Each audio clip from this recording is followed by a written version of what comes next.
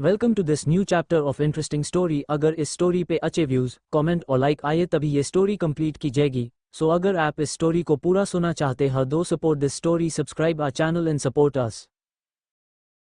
अविका का शरीर ठंडा पड़ गया। वो जल्दी से चीखते हुए बोली, अभिमन्यु वहीं रुक जाओ। लेकिन तब तक बहुत देर हो चुकी थी और वो पिलर अभिमन्यु के ऊपर गिर गया। अविका जो भागकर अभिमन्यु की तरफ आ रही थी उसके पैर वहीं जम गए। उसने देखा अभिमन्यु ने वो पिलर अपने पीठ से रोक लिया था, लेकिन वो पिलर काफी ज्यादा भारी था जिससे अभिमन्यु पूरी तरह से झुक गया और उसके मुंह से खून निकलने लगा। पर फिर भी उसके चेहरे पर एक हल्की सी मुस्कान थी और वो अविका की तरफ देखकर बोला, तुम ठीक हो अविका, तुम्हें कहीं चोट तो नहीं आई?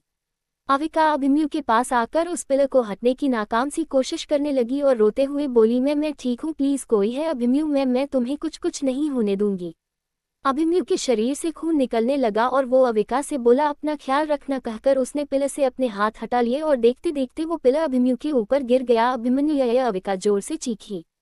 अब आगे तनुजा ने घबराते हुए अविका के कांधे पर हाथ रखकर कहा, क्या हुआ अविका, तुम चीख क्यों रही हो? तनुजा के हिलाने से अविका अपने होश में आई तो उसने चारों तरफ देखा पर उसे अभिमन्यु कहीं भी दिखाई नहीं दिया। साथ ही साथ वहां पर कोई भी दीवार नहीं गिरी हुई थी। इसका मतलब वो पिलर देख रही थी, यानी कि ये होने वाला था और यही सोचकर उसका दिल बैठा जा रहा था। उसने तनुजा का हाथ पकड़ा और उसे जल्दी से हॉस्पिटल के बाहर ले जाने लगी। अचानक उसने देखा उसे फायर फाइटर के लोग उसकी तरफ ही आते हुए दिखाई देने लगे। अविका जल्दी से फायर फाइटर के लोगों के पास पहुंची और उसने तनुजा की तरफ देखकर कहा, तनुजा तुम जल्दी से इन लोगों के साथ जाओ। फायर फाइटर कुछ समझ पाते तब तक अविका वहां से धुएं में ओझल हो गई, क्योंकि हॉस्पिटल में अभी बहुत तेज आग लगी हुई थी, जिसकी वजह से कुछ फायर फाइटर तनुजा को लेकर हॉस्पिटल के बाहर चले गए तो कुछ फायर फाइटर अविका के पीछे चले गए। अविका भागते भागते वहीं आ गई जहां उसने सपने में देखा था। वो अपने सिर पर हाथ रखकर बोली, मैंने यहीं पर देखा था, वो पिलर यही अभिमन्यु के ऊपर गिरने वाला था। वो इधर उधर देखने लगी। अचानक उसकी नज़र सामने से आ रहे अभिमन्यु पर पड़ी। जैसे ही वो भी उनके पास जाने को हुई कि उसने देखा कि वहां पर वही पिलर जो अभिमन्यु के ऊपर गिरा था वो धीरे धीरे चटक रहा था। यही देखकर अविका की जान हलक में आ गई, पर वो उस सपने को सच नहीं होने दे सकती थी। उसे जितना हो सके उतनी जल्दी अभिमन्यु के पास पहुंचने का इरादा किया, पर वो अभी अभिमन्यु के से काफी दूर थी। हालांकि वो साफ साफ देख सकती थी कि वो पिलर अभिमन्यु के रास्ते में गिरने वाला है। अचानक अविका की नज़र दरवाजे के पास में लटक रही नेम प्लेट पर गई, क्योंकि वो नेम प्लेट लोहे का था, इसकी वजह से उस नेम प्लेट पर आग नहीं लगी हुई थी। अविका ने जल्दी से उस नेम प्लेट को निकाला और ठीक अभिमन्यु के पैर पर निशाना मारा। वही अभिमन्यु अविका की तरफ आ रहा था। अचानक उसके पैरों में कोई लोहे की चीज लगी, जिसकी वजह से वो वहीं पर घुटनों के बल गिर गया। अचानक नेम प्लेट लगने की वजह से अभिमन्यु को समझ नहीं आया कि अभी उसके साथ क्या हुआ है, पर जैसे ही वो अपने घुटनों के बल बैठा उससे लगभग एक कदम दूरी पर वो पिलर नीचे गिर गया और ये सब इतनी जल्दी हुआ कि अभिमन्यु और अविका को सोचने का मौका ही नहीं मिला। अविका की तो सांसें ही थम गई। वो जल्दी से अभिमन्यु की तरफ भागी। उसके पीछे आ रहे फायर फाइटर भी जल्दी से अविका के पीछे भागते हुए वहीं पहुंच गए। अविका ने देखा कि अभिमन्यु बिल्कुल ठीक है, बस थोड़ी सी चोट आ गई थी और क्योंकि नेम प्लेट लोहे की थी और काफी तेज फेंकने की वजह से अभिमन्यु की पैर में कट लग गया था, जिसकी वजह से वहां से खून आ रहा था। अविका अभिमन्यु के पास बैठकर बोली, आप ठीक तो है ना? अभिमन्यु ने एक नज़र उसको देखा। अगर अचानक से ये लोहे की चीज उसके पैर में नहीं लगती तो आज वो इस पिलर के नीचे होता। उसने अविका को देखा जो उसके लिए बहुत परेशान हो रही थी। अब उसे समझ में आया कि नेम प्लेट अविका ने फेंक कर मारी थी, यानी कि उसे पहले से ही पता था कि ये पिलर गिरने वाला है। अगर आज अविका ये एक्शन नहीं लेती तो वो अविका से बहुत दूर जा चुका होता, क्योंकि वो पिलर काफी ज्यादा बड़ा था। फायर फाइटर में से एक आगे आकर बोला, सर प्लीज जल्दी चलिए, हॉस्पिटल में ऑलमोस्ट पूरी तरह से आग फैल चुकी है, आप लोग ही हॉस्पिटल के अंदर रह जाएं, प्लीज जल्दी चलिए। अभिमन्यु ने हाँ में सिर हिलाया और अविका को अपनी गोद में उठाकर वहां से डायरेक्ट बाहर जाने लगा। अविका ने अपने दोनों हाथों को अभिमन्यु को कसकर पकड़ लिया और अपना सिर अभिमन्यु के गर्दन में छुपा लिया। वही अभिमन्यु की पकड़ अविका पर कस गई। अभिमन्यु ने महसूस किया कि अविका का शरीर कांप रहा था। उसने धीरे से अविका के कान में कहा, सब कुछ ठीक है वाइफी, शांत हो जाओ। अविका ने वैसे ही हाँ में सिर हिला दिया तो उसके होंठ अभिमन्यु के नेक पर लग गए, जिसकी वजह से अभिमन्यु ने कसकर अपनी आंखें बंद कर ली। लगभग 10 मिनट बाद एक जोरदार धमाका हुआ। पुलिस को पहले से ही पता चल चुका था कि हॉस्पिटल में किसी ने बम रखा है, जिसकी वजह से उन्होंने हॉस्पिटल के सारे लोगों को हॉस्पिटल से काफी दूर कर दिया था। और हुआ भी ऐसा। 10 मिनट बाद एक तेज धमाका हुआ, जिसके वजह से स्मृता हॉस्पिटल के चित्रे उड़ गए और कुछ देर बाद हॉस्पिटल का वहां से नामोनिशान मिट गया। ऐसा लग रहा था कि वहां पर अब कोई खंडहर हो, क्योंकि हॉस्पिटल पूरी तरह से बर्बाद हो चुका था। हालांकि ये हॉस्पिटल पूरी तरीके से राजवीर जी का था, जो कि सिंह इंटरप्राइजेज में आता था। ये हॉस्पिटल करोड़ों रुपए का था, जिसकी वजह से अभी सिंह इंटरप्राइजेज को इस हॉस्पिटल की वजह से काफी ज्यादा लॉस हुआ था। पर राजवीर जी के लिए यही बहुत था कि उनके बच्चे बिल्कुल सुरक्षित थे। देवांश और बाकी सारे पेशेंट को वहां से दूसरे हॉस्पिटल शिफ्ट कर दिया गया था और अभी सारे लोग बिल्कुल सुरक्षित हैं। हालांकि इतना बड़ा हादसा हुआ था जिसकी वजह से कुछ डॉक्टर और मरीज आग की चपेट में आ चुके थे, पर वह सब अब बिल्कुल ठीक थे। ये खबर पूरे इंडिया में फैल चुकी थी और जिसकी वजह से अभी सारे लोग सिंह इंटरप्राइजेज पर सवाल उठा रहे थे कि आखिर इतने ज्यादा सिक्योरिटी के बाद भी इतने बड़े हॉस्पिटल में आग लगी तो लगी कैसे। जब इतने बड़े ही हॉस्पिटल में ऐसी अनहोनी हो सकती है तो बड़े बड़े लोग किस हॉस्पिटल में अपना इलाज करवाने जाएंगे। डॉक्टर ने अभिमन्यु की पैर में पट्टी कर दी थी, वही अविका और तनुजा के हाथ पैर में भी कुछ खरोंच आई थी। उन तीनों की ड्रेसिंग हो चुकी थी, साथ ही साथ देवांश को भी होश आ गया था। जब उसे होश आया तो उससे कुछ भी पूछा गया पर उसने सब कुछ मना कर दिया। डॉक्टर ने उसे पूरा चेक किया तो पता चला कि उसे नींद का इंजेक्शन बहुत पहले ही दे दिया गया था, जिसकी वजह से उसे अपने आसपास क्या हो रहा है कुछ भी पता नहीं चला था। अभिमन्यु ने अपना फोन निकाला और जल्दी से उसमें कुछ करने लगा। लगभग 5 मिनट बाद उसने फोन वापस अपनी पॉकेट में रख लिया। वैभव, जो अभी एक 5 स्टार होटल में एक लड़की के साथ डिनर कर रहा था, वो लड़की बहुत ही खूबसूरत थी, पर हैरानी की बात यह थी कि उसने स्कूल यूनिफॉर्म पहनी हुई थी, जिसकी वजह से वो अभी बहुत ही ज्यादा क्यूट लग रही थी। वो यही कोई 17 या 18 साल की थी। उसकी 2 चोटियां बनी हुई थी, होठों पर हल्की सी लिप बाम लगी हुई थी, आंखों पर काजल लगा था, जिसकी वजह से बहुत प्यारी लग रही थी। वैभव के फोन में नोटिफिकेशन की आवाज आई। उसने फोन निकाला तो देखा उसके भाई ने उसे व्हाट्सएप पर मैसेज भेजा है। उसने अपने भाई के नाम पर क्लिक किया तो उसमें अभिमन्यु ने मैसेज भेजा था, स्मिता हॉस्पिटल में आग लगी है। आई होप ये बात तुम्हें पता चल गई होगी, पर फिर भी तुम अभी मजे में डिनर कर रहे हो। मैं तुम्हें 5 घंटे का समय देता हूँ, कुछ भी करो कैसे भी करो, पर मुझे पूरी की पूरी डिटेल दो कि हॉस्पिटल में इतनी टाइट सिक्योरिटी होने के बावजूद भी आग लगी तो लगी कैसे। साथ ही साथ हॉस्पिटल में किसी ने बॉम्ब भी फिट किए हुए थे। आखिर कौन है जो अविका और बाकी पूरी फैमिली के पीछे पड़ा है, पता करो। ये मेरा दुश्मन है या फिर सिंह इंटरप्राइजेज का। ओनली 5 घंटे है तुम्हारे पास। आई डोंट केयर, कैसे भी करना है तुम्हें ही करना है। वैभव ने ओके का मैसेज टाइप किया और अभिमन्यु को भेजकर अपनी सामने बैठी लड़की की तरफ देखकर बोला, पीहू चलो अब घर चलते हैं। पीहू के मजे से डिनर कर रही थी, वह अपना मुंह बनाते हुए वैभव को देखकर बोली, एक तो आपकी वजह से मैं आज अपने स्कूल भी नहीं जा पाई और आपने पूरा दिन मुझे अपने साथ रखा। अब जब मैं डिनर कर रही हूँ तो आपको घर जाने की पड़ी है। आप हमेशा से ही ऐसा करते हो। वैभव ने हल्के से मुस्कुराते हुए पीहू का हाथ पकड़ा और उसे उठाकर अपनी गोद में बैठा लिया। वो उसके लिप्स पर हल्के से किस कर बोला, ओके बेबी डॉल, तो मैं तुम्हें डिनर करा देता हूँ ना, इसमें इतना नाराज होने की क्या बात है। और रही बात कि मैंने आज तुम्हारा पूरा दिन लिया है, तो चिंता मत करो, तुम्हारी पूरी जिंदगी मेरी ही है, क्योंकि तुम्हें अपनी पूरी जिंदगी मेरे ही साथ बितानी है, समझी बेबी डॉल। कहकर उसने पीहू के अपर लिप्स पर हल्के से वाइट कर लिया, जिसकी वजह से पीहू की आह निकल गई। पीहू नाराज होकर बोली, आह मुझे दर्द हो रहा है। वैभव मुस्कुराते हुए बोला, तो सहने की आदत डाल लो, क्योंकि ये दर्द तो कुछ भी नहीं है। अगर मैं तुम्हें प्यार करने पर आ गया तो तुम्हें बहुत दर्द सहना पड़ेगा बेबी डॉल। कहकर उसने अपनी आंखें बंद करके एक गहरी सांस ली, क्योंकि वो इस लड़की को देखकर हमेशा से अपना कंट्रोल खोने लगता था। स्मिता हॉस्पिटल में आग लगी है। आई होप ये बात तुम्हें पता चल गई होगी, पर फिर भी तुम अभी मजे में डिनर कर रहे हो। मैं तुम्हें 5 घंटे का समय देता हूँ, कुछ भी करो कैसे भी करो, पर मुझे पूरी की पूरी डिटेल दो कि हॉस्पिटल में इतनी टाइट सिक्योरिटी होने के बावजूद भी आग लगी तो लगी कैसे। साथ ही साथ हॉस्पिटल में किसी ने बॉम्ब भी फिट किए हुए थे। आखिर कौन है जो अविका और बाकी पूरी फैमिली के पीछे पड़ा है, पता करो। ये मेरा दुश्मन है या फिर सिंह इंटरप्राइजेज का। ओनली 5 घंटे है तुम्हारे पास। आई डोंट केयर, कैसे भी करना है तुम्हें ही करना है। वैभव ने ओके का मैसेज टाइप किया और अभिमन्यु को भेजकर अपनी सामने बैठी लड़की की तरफ देखकर बोला, पीहू चलो अब घर चलते हैं। पीहू के मजे से डिनर कर रही थी, वह अपना मुंह बनाते हुए वैभव को देखकर बोली, एक तो आपकी वजह से मैं आज अपने स्कूल भी नहीं जा पाई और आपने पूरा दिन मुझे अपने साथ रखा। अब जब मैं डिनर कर रही हूँ तो आपको घर जाने की पड़ी है। आप हमेशा से ही ऐसा करते हो। वैभव ने हल्के से मुस्कुराते हुए पीहू का हाथ पकड़ा और उसे उठाकर अपनी गोद में बैठा लिया। वो उसके लिप्स पर हल्के से किस कर बोला, ओके बेबी डॉल, तो मैं तुम्हें डिनर करा देता हूँ ना, इसमें इतना नाराज होने की क्या बात है। और रही बात कि मैंने आज तुम्हारा पूरा दिन लिया है, तो चिंता मत करो, तुम्हारी पूरी जिंदगी मेरी ही है, क्योंकि तुम्हें अपनी पूरी जिंदगी मेरे ही साथ बितानी है, समझी बेबी डॉल। कहकर उसने पीहू के अपर लिप्स पर हल्के से वाइट कर लिया, जिसकी वजह से पीहू की आह निकल गई। पीहू नाराज होकर बोली, आह मुझे दर्द हो रहा है। वैभव मुस्कुराते हुए बोला, तो सहने की आदत डाल लो, क्योंकि ये दर्द तो कुछ भी नहीं है। अगर मैं तुम्हें प्यार करने पर आ गया तो तुम्हें बहुत दर्द सहना पड़ेगा बेबी डॉल। कहकर उसने अपनी आंखें बंद करके एक गहरी सांस ली, क्योंकि वो इस लड़की को देखकर हमेशा से अपना कंट्रोल खोने लगता था।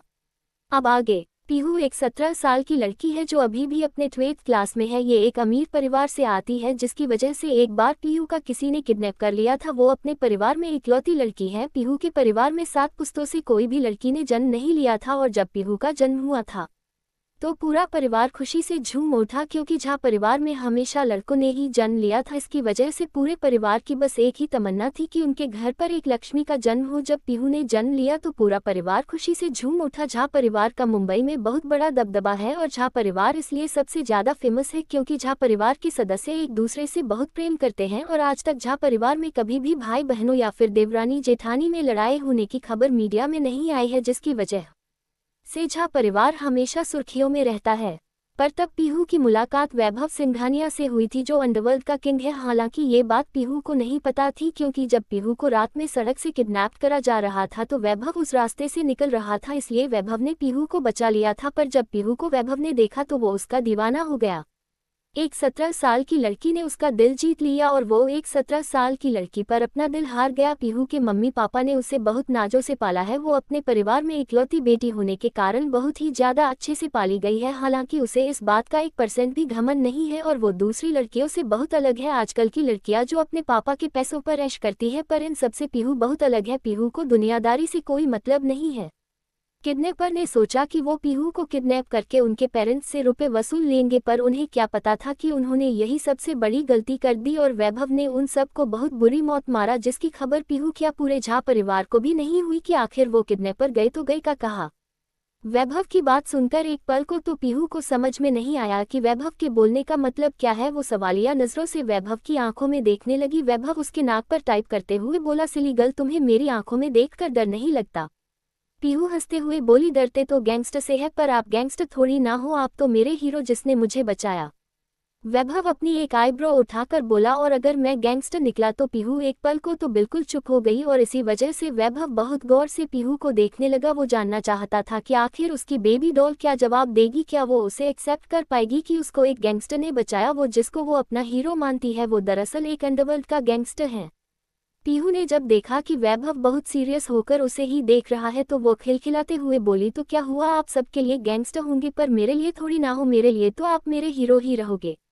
उसकी बात सुनकर वैभव ने उसे अपने गले से लगा लिया। उसे पीहू की बिल्कुल फिक्र नहीं थी, और वो इसलिए नहीं थी, अगर किसी को पता भी चल जाता कि वैभव सिंघानिया की कमजोरी पीहू है, तब भी झा परिवार में इतनी ज्यादा ताकत थी कि वो पीहू को बहुत अच्छे से प्रोटेक्ट कर सकते थे।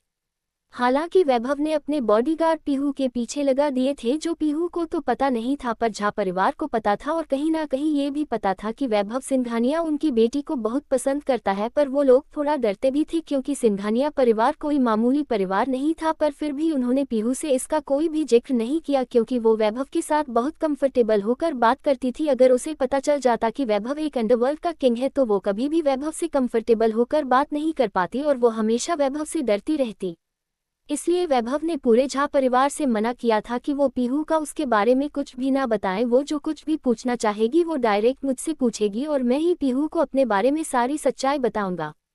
सारे झा परिवार वैभव की बात सुनकर सहमत में हो गए। हालांकि झा परिवार का दबदबा पूरी मुंबई में था, पर वो ये भी जानते थे कि सिंघानिया परिवार पूरे वर्ल्ड में फेमस थी, और अगर उन्होंने वैभव को अपनी बेटी से दूर करने की कोशिश की और ये बात वैभव को पसंद नहीं आई तो पूरा परिवार वैभव मिट्टी में मिला देगा। हालांकि झा परिवार एक सेना परिवार में आता था, और झा परिवार के सदस्य आर्मी सेना में काफी ऊंचे ऊंचे पदों पर थे। साथ ही साथ वो लोग बिजनेस भी करते थे, इसलिए वैभव को पीहू की टेंशन नहीं थी। कार में पीहू चुपचाप बैठी बाहर का नजारा देख रही थी। पूरी मुंबई लाइटों से जगमगा रही थी। रात के समय पर सारे होटल लाइटों से इतनी अच्छी तरह से डेकोरेट थे कि वो देखने में बहुत ही खूबसूरत लग रहे थे। पीहू बाहर के नज़ारे देखने में इतनी खो हो गई कि उसके चेहरे पर कब एक मुस्कान आ गई उसे पता ही नहीं चला। वही वैभव कार ड्राइव करते हुए पीहू को ही देख रहा था। वो पीहू की तरफ देखकर बोला, पीहू मैं आज दिल्ली जा रहा हूँ। पीहू वैभव की बात सुनकर तुरंत वैभव की तरफ देखकर बोली, और कब आएंगे आप, क्यों जा रहे हैं, बोलो जरा। उसके एक साथ इतने सवाल करने पर वैभव के चेहरे पर एक हल्की सी मुस्कान आ गई। वो उसके हाथों पर हाथ रखकर बोला, भाई का मैसेज आया है, उन्हें कोई जरूरी काम है इसलिए मुझे दिल्ली जाना होगा। चिंता मत करो, अगर तुम्हें मेरे साथ चलना है तो तुम मुझे बता सकती हो।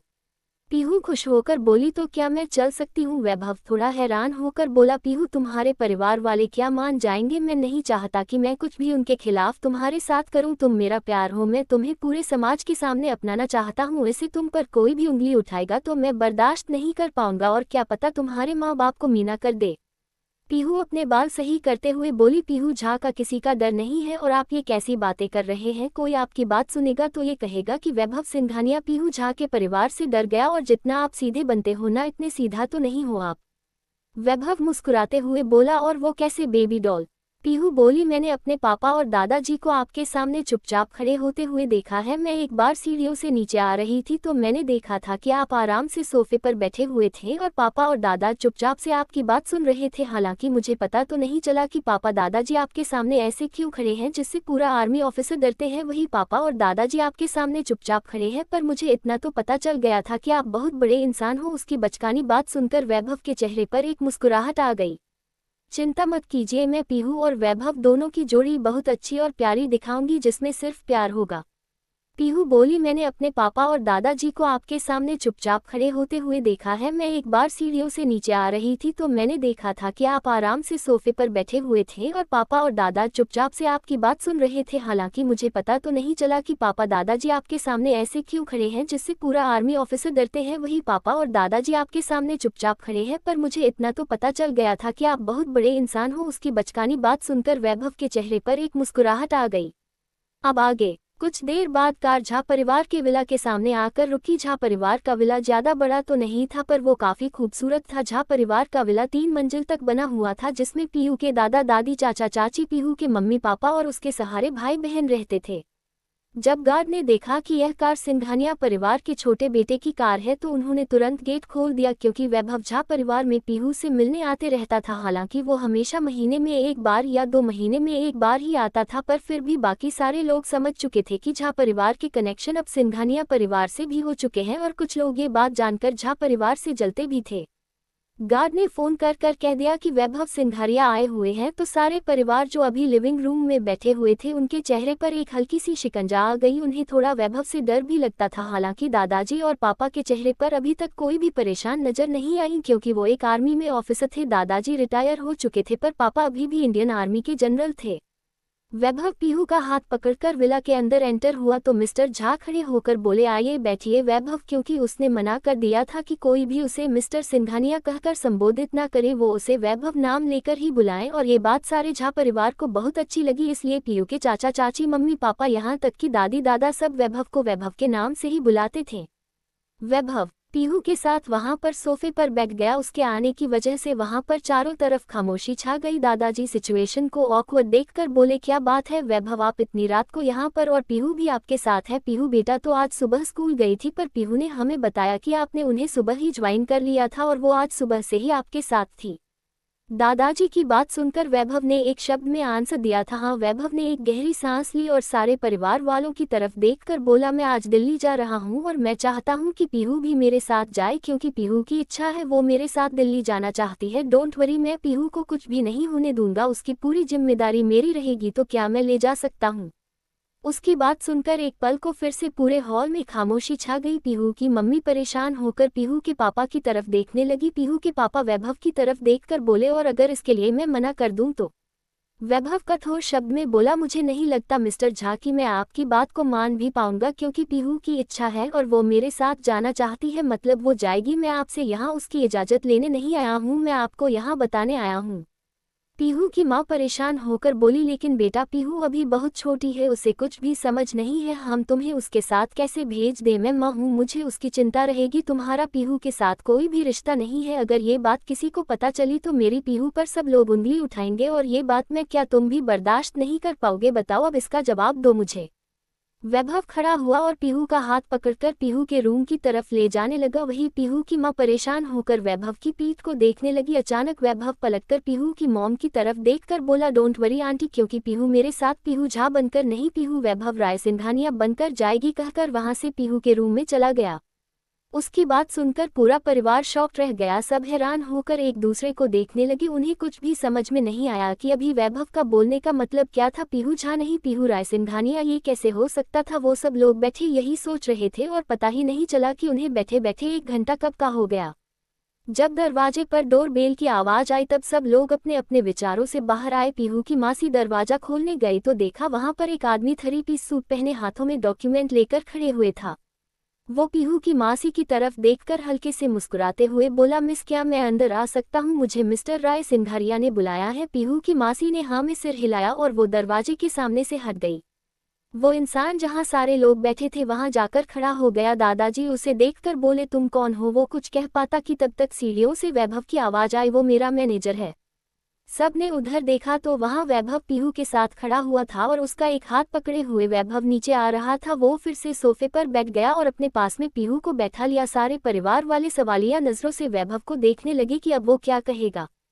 वैभव ने एक नज़र अपने मैनेजर को देखा तो मैनेजर ने हाँ में सिर हिलाकर कुछ डॉक्यूमेंट कॉफी टेबल पर रख दिए। जब दादाजी और पापा की नज़र उन डॉक्यूमेंट पर पड़ी तो एक पल को हैरान रह गए। Marriage paper. दादाजी के मुंह से हैरानी में बस यही 2 शब्द निकले। वैभव पीहू की मॉम की तरफ देखकर बोला, आंटी, आपने कहा था ना कि मेरा पीहू के साथ कोई सा रिश्ता नहीं है, बट अब होगा। पीहू मेरी वाइफ बनकर जाएगी और मुझे पता है कि पीहू छोटी है, इसलिए मैं अभी अपनी कोई लिमिट क्रॉस नहीं करूंगा, लेकिन अब पीहू मेरी वाइफ बनकर जाएगी। वो पीहू झा नहीं, पीहू वैभव राय सिंघानिया बनकर जाएगी, कहकर उसने मैरिज पेपर पर साइन कर दिए। साथ ही साथ सर्टिफिकेट ऑफ मैरिज पेपर पर भी अपने साइन कर दिए और पीहू के आगे वो सारे पेपर कर दिए। पीहू हैरान होकर कभी वैभव को देखती तो कभी अपने मम्मी पापा को। वही पूरा परिवार भी शॉक्ड हो चुका था। अचानक पीहू की शादी जो हो रही थी, जिसे उन्होंने अपनी पलकों पर बिठा कर पाला था, उन्हें पता भी नहीं चला कि अचानक उनकी पीहू की शादी हो रही है। और वो सामने बैठा और कोई नहीं, वैभव राय सिंघानिया है जो उसकी बेटी का पति बने वाला है। पीहू अपने पापा की तरफ सवालिया नजरों से देखने लगी। पीहू के पापा भी अपने पापा यानी कि पीहू के दादा की तरफ देखने लगे। दादाजी ने एक नज़र गौर से वैभव को देखा और फिर पीहू को साइन करने के लिए इशारा किया। पीहू के चेहरे पर एक हल्की सी मुस्कान आ गई और उसने उस पेपर पर साइन कर दिए। हालांकि उसे शादी का मतलब इतने अच्छे से तो पता नहीं था जितना उसने अपने चाचा चाची और मम्मा पापा में प्यार देखा था। उसे इतना पता चल गया था कि शादी एक बहुत ही खूबसूरत एहसास है और फिर उसकी तो शादी उसके हीरो से हो रही है जो उसका हीरो है। वैभव उठते हुए बोला, पीहू अभी भी 18 साल की नहीं हुई है, वो अगले मंथ 18 साल की हो जाएगी, तब मैं ये पेपर कोर्ट में जमा करवा दूंगा। रही बात मेरी शादी की, तो मैं जब पीहू पूरी तरह से एडल्ट हो जाएगी तब मैं सबके सामने उससे पूरी रीति रिवाज से शादी करूंगा, कहकर उसने एक नज़र पीहू को देखा और वो वहां से बाहर चला गया। साथ ही साथ उसका मैनेजर पीहू का बैग लेकर बाहर आ गया, क्योंकि वो कुछ टाइम पीहू को उसकी फैमिली के साथ देना चाहता था।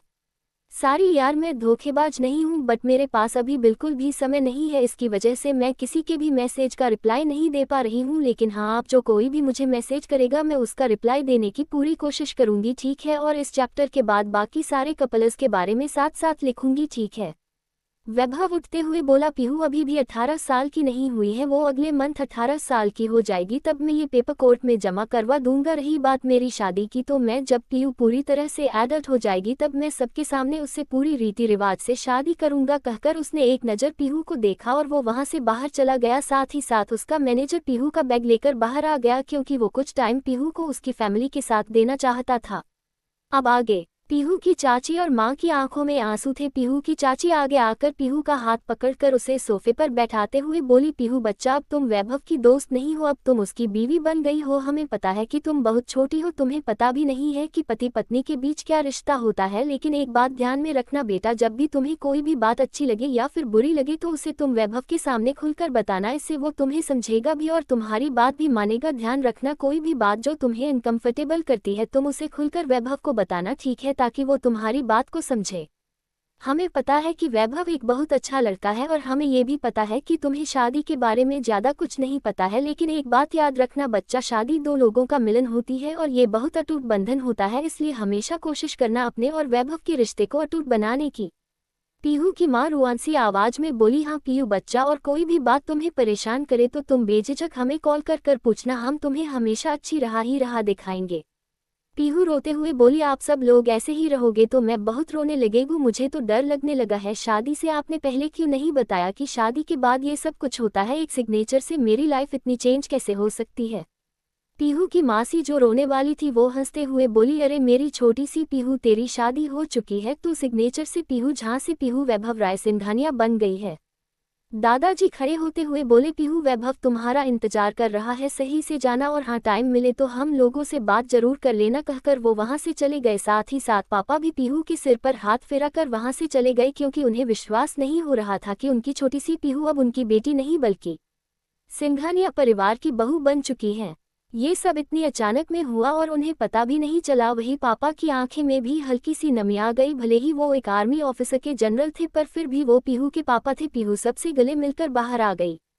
उसने देखा वैभव कार से टेक लगाकर उसी का इंतजार कर रहा है। वो उसके पास आकर खुश होकर बोली, अब मैं खुशी खुशी दिल्ली जा सकती हूँ, पर पता नहीं क्यों सारे परिवार वाले बहुत उदास लग रहे थे, तो क्या मैं हर मंथ उनसे मिलने आ सकती हूँ? कहकर वो अपनी पलकें बार बार झपकाने लगी।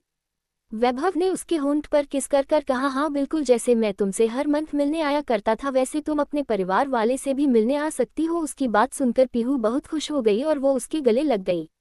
बालकनी में खड़े पीहू के पापा की आंखों में वैभव की बात सुनकर आंसू आ गए। उन्हें अब पीहू की चिंता नहीं थी, क्योंकि पीहू के आगे अब वैभव राय सिंघानिया खड़ा था, जो पीहू का पति था, और वो पीहू के लिए अपनी जान भी दांव पर लगा सकता था। इसलिए वो अपनी पीहू के लिए अब बेफिक्र हो चुके थे। दोनों लोग कार में बैठ गए और मैनेजर ड्राइविंग सीट पर जाकर बैठ गया और कार वहां से मुंबई एयरपोर्ट के लिए निकल पड़ी। 2-3 घंटे बाद वो लोग मुंबई से दिल्ली इंटरनेशनल एयरपोर्ट पर पहुंच चुके थे। वैभव की गोद में पीहू थी, जो कि सो चुकी थी, क्योंकि अब रात के 12:30 बज चुके थे। उसने एयरपोर्ट पर लगी टीवीओं में चल रही न्यूज़ को एक नज़र देखा, जिसमें हॉस्पिटल की आग वाली न्यूज़ चल रही थी, जो पूरी तरह से वायरल हो चुकी थी, और वहां से डायरेक्ट एयरपोर्ट के बाहर आ गया। किसी को पता नहीं था कि वैभव राय सिंघानिया दिल्ली आ चुका है। इसकी वजह से वहां पर कोई भी मीडिया वाले नहीं थे और रात के समय में वहां ज्यादा लोग भी नहीं थे। इसलिए वैभव पीहू को लेकर आराम से अपनी कार में बैठ गया। उसने एक नज़र अपनी गोद में सो रही लड़की को देखा, जो अब उसकी पत्नी बन चुकी थी। उसे तो खुद विश्वास ही नहीं हो रहा था, क्योंकि जब उसकी मां ने उसे एक सवाल पूछा था तो उस सवाल ने उसे पूरी तरह से हिला कर रख दिया था। वो पीहू से पिछले 4 महीनों से मिल रहा था, पर फिर भी अभी तक उसका और पीहू का इतना गहरा रिश्ता नहीं था कि वो पीहू को अपने साथ कहीं भी घुमाने ले जाए। और पीहू की मां ने आज वही सवाल उस पर उठाया था। वो अपने और पीहू के रिश्ते पर कोई भी सवाल नहीं उठाने दे सकता था। इसलिए जब वो पीहू को लेकर उसके रूम में गया था, उसने तुरंत अपने मैनेजर को मैरिज पेपर तैयार करने के लिए कहा था। बेचारे मैनेजर को ही पता है कि वो 1 घंटे में रात के समय कैसे वो मैरिज पेपर तैयार कर लाया है। मैनेजर, जो अभी दिल्ली की सड़कों पर कार दौड़ा रहा था, वो सोच में पड़ गया, क्योंकि जब वैभव का फोन आया तो वो वहां से डायरेक्ट अपनी नाइटी में ही मुंबई के सबसे बड़े जज के पास पहुंच गया। बेचारे जज, जो कि अभी सोने जा रहे थे, वो भी मैनेजर की बात सुनकर बहुत घबरा चुके थे, क्योंकि सबको पता था कि वैभव राय सिंघानिया क्या चीज है। जज परेशान होकर मैनेजर से बोले, लेकिन मैनेजर साहब, शादी की कोई भी पेपर मेरे घर पर नहीं है, वो सब कुछ मेरे ऑफिस में है। वो इतना ही कह पाए कि मैनेजर परेशान होकर बोला, आप कुछ भी मत कहिए जज साहब, चुपचाप मेरे साथ अपने ऑफिस चलिए। जज बोले, ठीक है, मैं कपड़े बदल कर आता हूँ। मैनेजर खड़े होते हुए बोला, बिल्कुल नहीं, ऐसे ही चलिए, क्योंकि मेरे पास ज्यादा समय नहीं है। कहकर वो दोनों ही नाइटी में जज के ऑफिस पहुंच गए। मैनेजर जल्दी से वहां से मैरिज के पेपर लिए और वहां से चला गया, और उसने इतनी जल्दी में किया कि ऐसा लग रहा था अगर वो ये सब कुछ नहीं करेगा तो आज उसकी जिंदगी का आखिरी दिन होगा। जज बोले, ठीक है, मैं कपड़े बदल कर आता हूँ। मैनेजर खड़े होते हुए बोला, बिल्कुल नहीं, ऐसे ही चलिए, क्योंकि मेरे पास ज्यादा समय नहीं है। कहकर वो दोनों ही नाइटी में जज के ऑफिस पहुंच गए। मैनेजर जल्दी से वहां से मैरिज के पेपर लिए और वहां से चला गया, और उसने इतनी जल्दी में किया कि ऐसा लग रहा था अगर वो ये सब कुछ नहीं करेगा तो आज उसकी जिंदगी का आखिरी दिन होगा। अब आगे। अरविंद, अचानक मैनेजर की कानों में अपने बॉस वैभव की आवाज पड़ी। अरविंद हड़बड़ाते हुए बोला, जी बॉस। वैभव बोला तुमने आज बहुत अच्छा काम किया है, इसके लिए मैं तुम्हें 15 दिन की छुट्टी देता हूँ। मैनेजर ये बात सुनकर बहुत खुश हो गया, पर जल्दी से ही उसकी खुशी मिट्टी में मिल गई, क्योंकि वैभव ने आगे बोला लेकिन सिर्फ रात के दिन में तुम मेरे मैनेजर ही रहोगे, पर मैं 15 दिन तक तुम्हें रात में परेशान नहीं करूंगा। पर मैनेजर के लिए यही बहुत था कि वो 15 दिन तक कम से कम रात में चैन से तो सो सकता है, वरना वो जब से वैभव का मैनेजर बना था तब से तो उसकी रातों की भी नींद हराम हो चुकी थी, क्योंकि उसे नहीं पता था कि वैभव अंडरवर्ल्ड का किंग भी है। पर जब उसने ऑफिस ज्वाइन किया था तब उसे पता चल गया था। वो तो तभी वैभव की नौकरी छोड़कर भागना चाहता था, पर वैभव ने उसे पूरी तरह से अपने कंट्रोल में कर लिया था। धीरे धीरे वो भी वैभव के साथ रहकर समझ गया था कि वैभव भले ही एक क्रूर माफिया डॉन है, पर वो अच्छे के साथ अच्छा है और बुरे के साथ बुरा है, इसलिए वो भी पूरे से वैभव के साथ काम करने लगा। और यही चीज वैभव को बहुत पसंद आई, इसलिए वो कोई भी इम्पोर्टेंट काम अरविंद से ही करवाता था।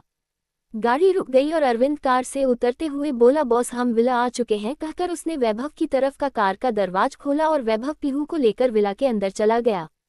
अरविंद ने गहरी सांस लेकर वो विला को देखने लगा। ये विला अभिमन्यु ने खरीदा था, पर वो कभी भी इस विला में आया नहीं था। वो जब भी दिल्ली आता था तो वो हमेशा होटल में रुकता था, क्योंकि उसे इस विला में रहने की बिल्कुल भी आदत नहीं थी, पर फिर भी उसने इस विला को खरीदा था। अगले दिन वैभव तैयार होकर नीचे आ रहा था कि अचानक उसकी नज़र सामने सोफे पर बैठे हुए अभिमन्यु पर पड़ी, तो वो एक पल को जमसा गया, पर जल्दी से ही खुद को सही कर वह अपने भाई के पास आकर बोला अरे भाई आप सुबह सुबह यहाँ पर मुझे बुला लिया होता। अभिमन्यु ने उन्हें एक नज़र वैभव को देखा और उसकी तरफ आंखें छोटी करते हुए बोला तुम काम ही इतना अच्छा करते हो कि मुझे तुम्हारे पास आना पड़ा। उसकी बातों में एक टोन था जो वैभव तुरंत समझ गया। वो सीरियस होकर सोफे पर बैठ गया और अभिमन्यु की तरफ देखकर बोला मैंने शादी कर ली। अभिमन्यु बोला पता है मुझे। वैभव अभिमन्यु की तरफ हैरानी से देखने लगा, पर उसे ये भी बहुत अच्छे से पता था कि वो अभिमन्यु को वैभव क्या पूरे परिवार के बारे में एक एक खबर पहुंचती रहती थी। राय सिंघानिया परिवार क्या कर रहा है, इसकी सारी खबर अभिमन्यु के पास पहुंचती रहती थी। इसलिए वैभव को ज्यादा हैरानी नहीं हुई, पर उसे थोड़ी सी हैरानी इसलिए हुई क्योंकि उसने शादी रात में 11:00 बजे की थी और ये खबर उसके भाई को पहुंच भी गई थी। पर ये कोई ज्यादा हैरानी की बात नहीं थी। उसे पता था कि उसका मैनेजर अरविंद ने उसके भाई को ये बात बता दी होगी, पर उसे खुशी थी कि उसका भाई उसके साथ देगा। वैभव शांत हो गया और अभिमन्यु की तरफ देखकर बोला भाई ये तो मुझे और आपको पता है कि हॉस्पिटल में आग लगाई थी, पर हॉस्पिटल में बम लगाए थे। ये फायर फाइटर की टीम को चेक करने के दौरान पता चला था। हालांकि सबसे हैरान करने वाली बात यह है कि ये दोनों चीजें अलग अलग इंसान ने की है। मेरा मतलब है कि हॉस्पिटल में बम किसी और इंसान ने फिट किए थे और हॉस्पिटल में आग किसी और इंसान ने लगाई थी। अभिमन्यु वैभव की बात बहुत गौर से सुन रहा था, क्योंकि उसे अपने भाई पर पूरा भरोसा था कि जितना उसने टाइम दिया है वो उतने ही टाइम में उसे पूरी इन्फॉर्मेशन लाकर दे देगा। और हुआ भी ऐसा ही, क्योंकि वैभव कोई मामूली इंसान नहीं था। वो अंडरवर्ल्ड का किंग था। उसके कहे बिना तो अंडरवर्ल्ड में पत्ता भी नहीं हिलता था। उसके लिए ये इन्फॉर्मेशन निकालना कोई बड़ी बात नहीं थी। हालांकि हॉस्पिटल में आग लग चुकी थी और सारे सबूत पूरी तरह से मिट चुके थे, पर फिर भी उसके अंदर काम करने वाले लोग बहुत टैलेंटेड थे और उन्होंने 4 घंटों में पूरी तरह से सारी इन्फॉर्मेशन निकाली थी। वैभव की बात सुनकर अभिमन्यु अपनी शांत आवाज में बोला और वैभव बोला आग लगाने वाली और कोई नहीं बल्कि मिस अनुष्का दुबे है, साथ ही साथ बम लगाने वाला भी हमारा बहुत जाना पहचाना दुश्मन है। उसकी बात सुनकर अभिमन्यु के चेहरे पर एक शैतानी मुस्कान आ गई और उसने अपनी आंखें बंद कर अपना सिर सोफे पर टिका लिया। वो शैतानी मुस्कुराहट मुस्कुराते हुए बोला ओ तो अब उसे पता भी चल गया है कि मेरी कमजोरी क्या है। बहुत अच्छी बात है। और उसे हाथ भी तो किससे मिलाया, उस बेवकूफ़ अनुष्का से। वाह, मुझे विश्वास नहीं था कि मेरे दुश्मन इतने बेवकूफ़ हो सकता है। मुझे तो लगा था कि मेरा दुश्मन है तो मेरी टक्कर का होगा, पर अफसोस की बात वो तो सबसे गया गुजरा निकला।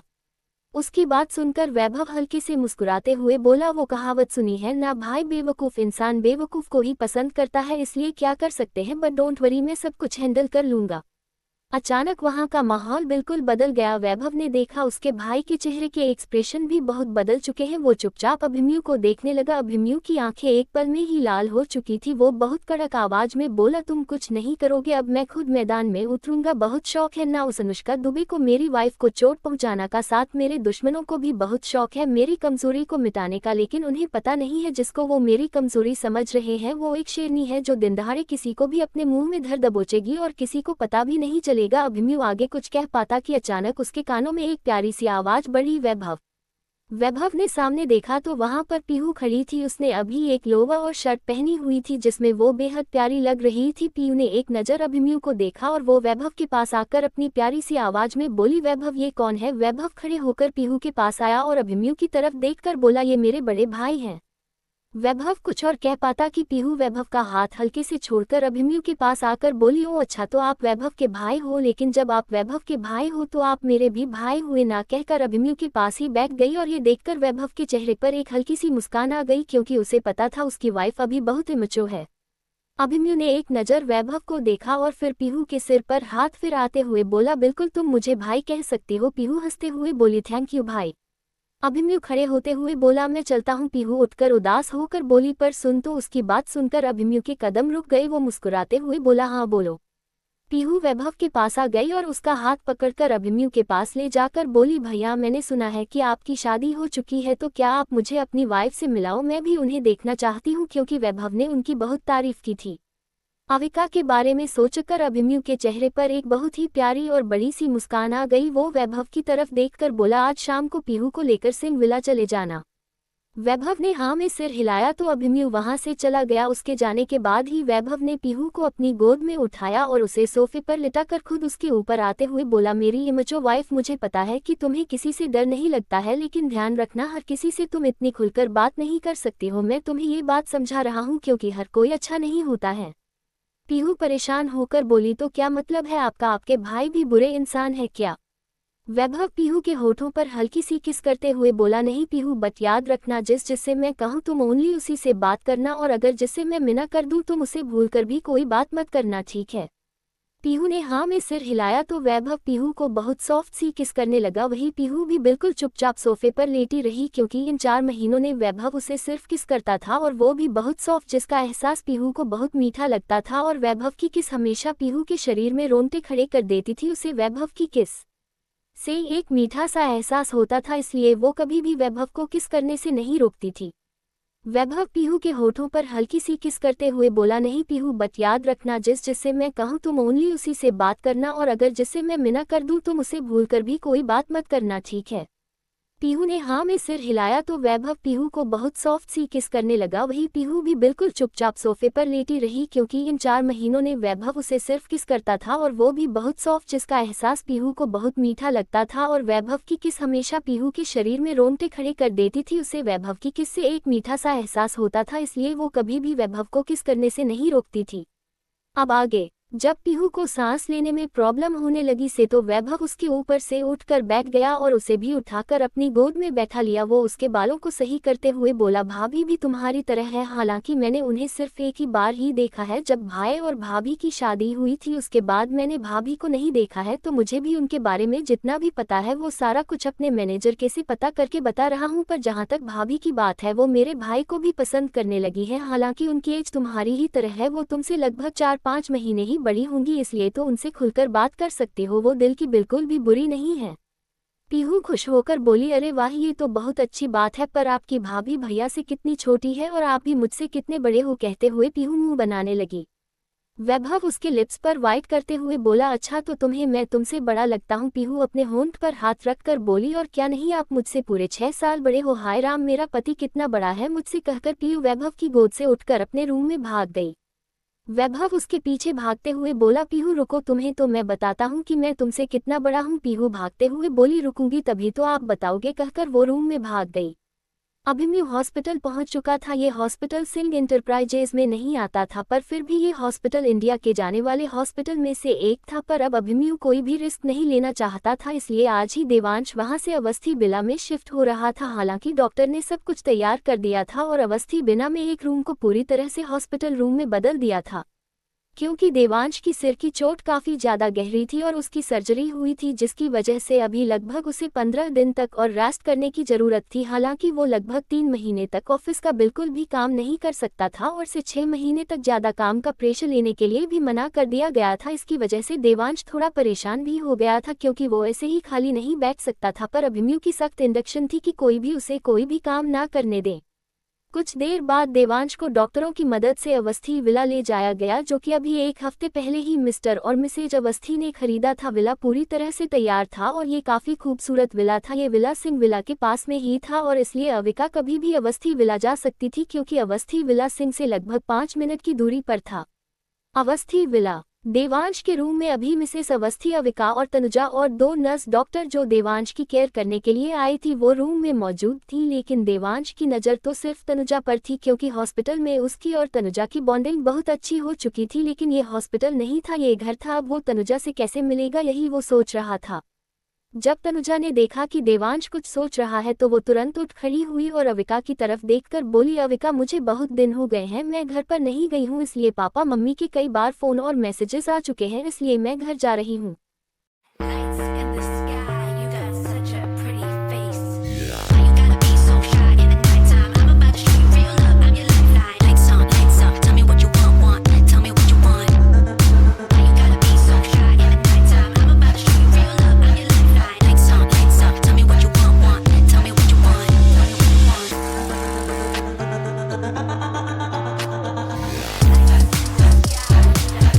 तनुजा एक नज़र देवांश को देखा, जो तनुजा को ही बहुत गौर से देख रहा था। अविका तनुजा की तरफ देखकर बोली, ठीक है, लेकिन कब आओगी तुम? तनुजा बोली, डोंट वेरी डियर, मैं कल घूमने आ जाऊंगी। यहाँ पर क्यों आंटी, मैं देवांश को देखने आ सकती हूँ? तनुजा ने कहकर मिसेज अवस्थी को देखा। मिसेज अवस्थी खड़ी होकर बोली, तुम कभी भी यहाँ आ सकती हो, ये तुम्हारा ही घर है। मिसेज अवस्थी की बातें सुनकर एक पल को तो तनुजा जम सी गई, लेकिन उसके चेहरे पर एक हल्की सी मुस्कान आ गई। तनुजा की अब हिम्मत नहीं हुई कि वो देवांश को देख सके, इसलिए वो हाँ में सिर हिलाकर वहां से भाग गई। अविका मिसेज अवस्थी की तरफ देखकर बोली, आंटी तनुजा बहुत अच्छी है, वो कभी भी देवांश का साथ नहीं छोड़ेंगी। मिसेज अवस्थी तनुजा जिस तरह से गई थी उस तरफ देखकर बोली, पता है बेटा, और मैंने तो तनुजा में अपनी बहू भी ढूंढ ली है, मुझे तनुजा जैसी ही बहू चाहिए। क्यों? सही कहा मैंने देवांश। जैसे ही देखा देवांश ने कि अब सारी बातें उसके ऊपर आ गई है तो वो अपनी आंखें बंद करते हुए बोला, मॉम मुझे नींद आ रही है, कहकर पूरी तरह से उसने अपनी आंखें बंद कर ली। ये देखकर अविका को बहुत तेज हंसी आए और वो खिलखिलाकर हंसने लगी। अचानक एक नोटिफिकेशन अविका के फोन में आया। नोटिफिकेशन देखकर अविका मिसेस अवस्थी की तरफ देखकर बोली, अच्छा आंटी, अब मैं भी घर जा रही हूँ, जब भी कोई परेशानी हो तो प्लीज़ आप मुझे कॉल कर देना, मैं आ जाऊंगी।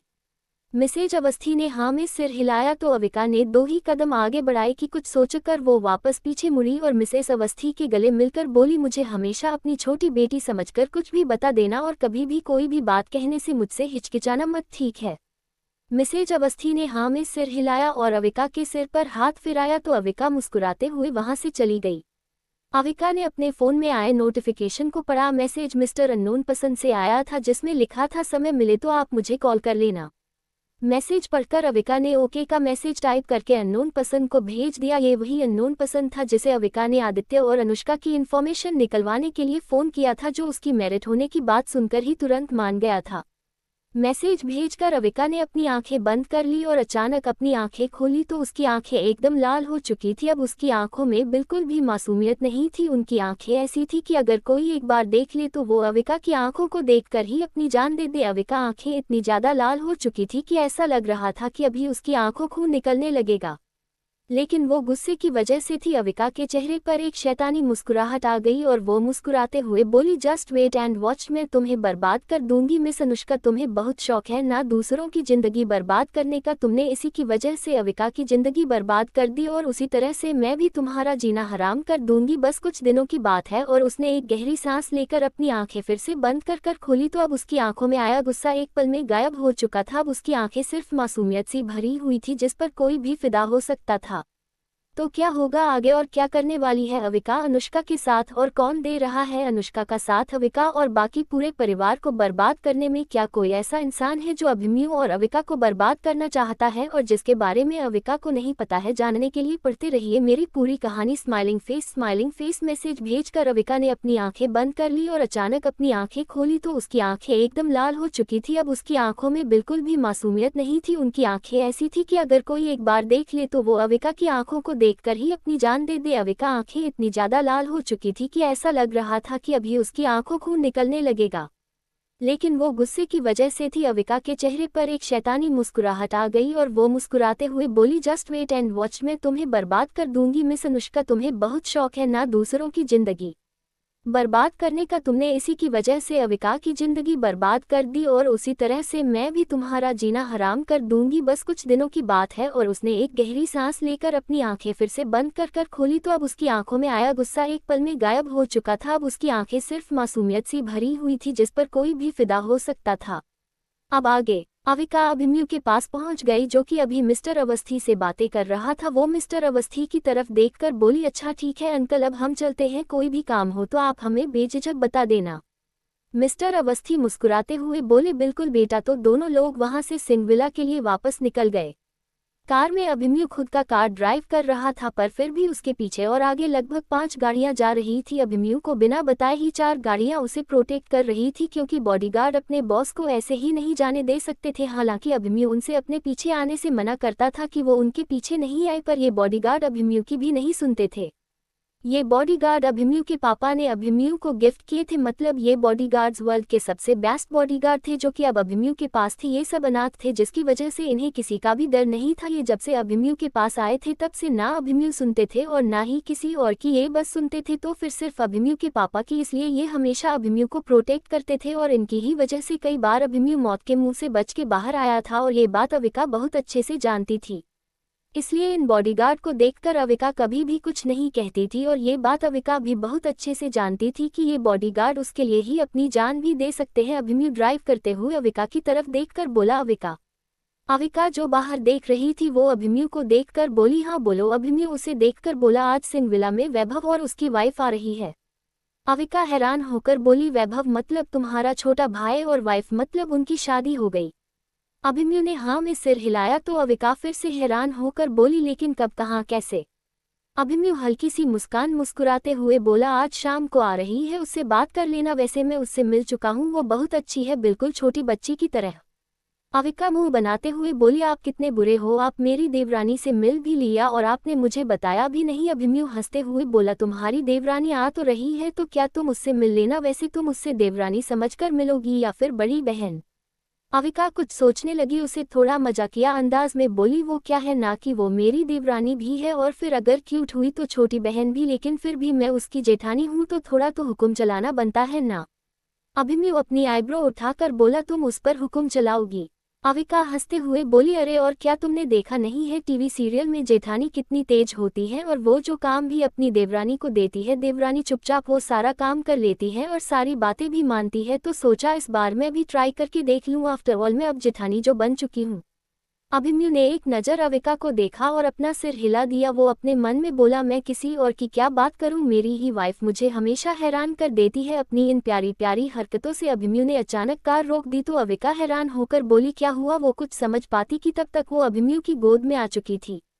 अविका हड़बड़ाकर उठने को हुई कि अचानक अभिमन्यु ने अविका की कमर पर अपनी पकड़ मजबूत कर ली। अविका परेशान होकर बोली, ये क्या कर रहे हो आप, हम अभी कार में हैं। पर अभिमन्यु ने बिना कुछ कहे ही अविका को किस करना स्टार्ट कर दिया और साथ ही साथ कार के शीशे पूरी तरीके से लॉक कर दिए ताकि अंदर की आवाज बाहर ना चल सके और ना ही बाहर की आवाज अंदर आ सके। अभिमन्यु अभी अविका को बहुत प्यार से किस कर रहा था और उसके हाथ भी अविका की शरीर पर चल रहे थे जिससे अविका की सांसें तेज हो रही थी। उसका शरीर में कपकपी होने लगी जो अभिमन्यु ने भी महसूस कर ली। वो उससे हल्का सा अलग होकर बोला, अविका।